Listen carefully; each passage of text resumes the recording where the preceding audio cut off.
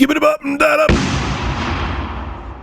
What's going on, ladies and gentlemen? This is Rich of Review Tech USA, and that's my ass!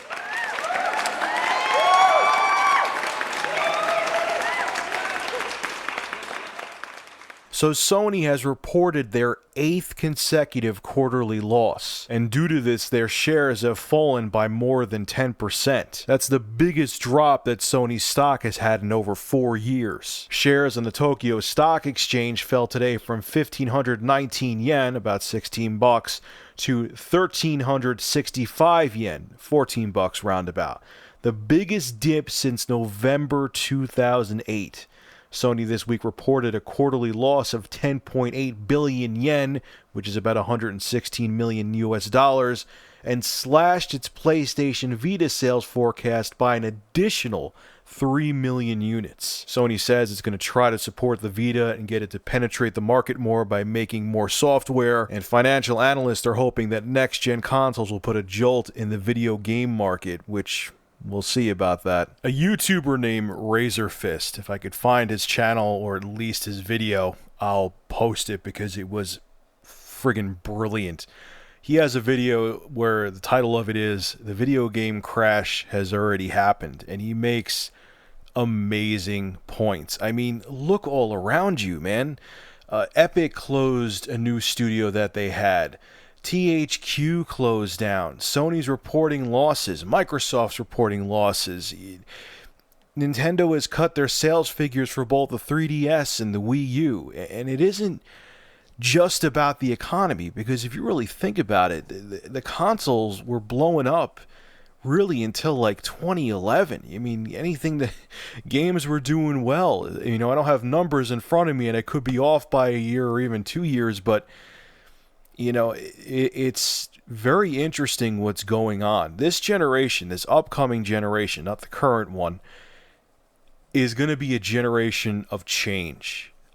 And it's going to be change. Look at me trying to break something there that I can't break in the game.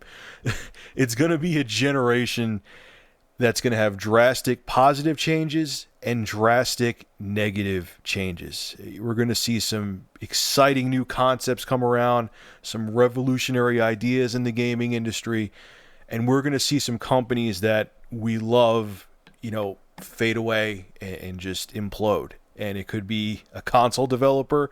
It could be one of your favorite software developers. I mean, it's happening all the time now. THQ was a big one.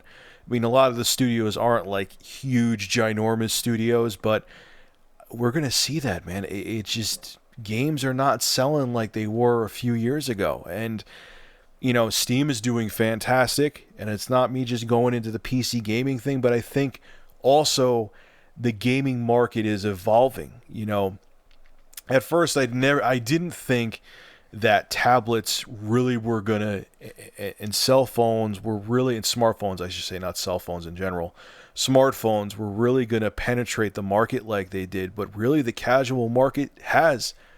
People were right. The casual market has gone over to cell phones and tablets. And the hardcore market, the numbers are there for Steam. I'm not just pulling these out of my ass from Neverland. Steam is blowing up. There's a lot of people. When I used to work for HP, there were people all the time that would come into the computer section, which at Best Buy wasn't the smartest place to go, but they would buy like a 550 Ti video card and said, "Hey, I'm going to get a power supply too, and I want to try out PC gaming, see what it's about." There's the hardcore markets migrating to different places, the casual markets migrating to different places. Sony, Microsoft, and Nintendo, all three of them, are going to really have to bring something exciting to the table. It can't just be a moderate upgrading graphics. It can't just be tessellation and lighting.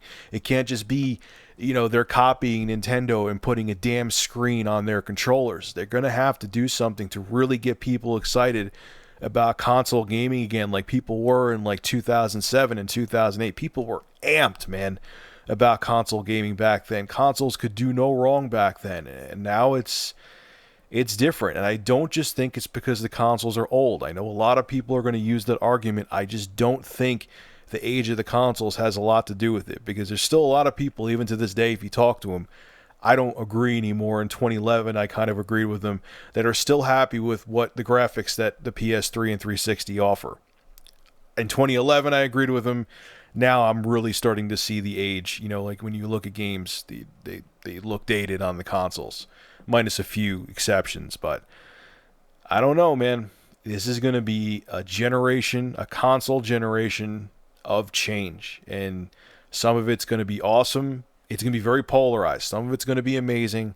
And some of it's going to be terrible. So be prepared for some drastic changes. And there may be a good amount of them that you don't like. So leave your thoughts in the comment section below. What do you think about Sony posting their 8th consecutive loss? It's nuts. What do you think about that? Do you think that all 3 of the console developers will survive the 8th generation? I mean, the Wii U in the UK only sold, there was only 35,000 pieces of software sold in the UK. And they included the pack-in game, the Nintendo Land that came with the Wii U. It was only 35,000. So not only did the software not sell, the console didn't sell. In the end, I think the Wii will be all right, but now it's struggling. I think it'll be okay in the long run. Nintendo has incredible first-party IPs that will save them, but right now, people are, it's just tough to justify buying the system when most of the games are just ports from that you could get on the PS3 and 360. But anyway, I rambled on way longer than I thought about that. Leave your thoughts in the comment section below and let me know what you think about Sony taking another loss. This is Rich of Review Tech USA signing out.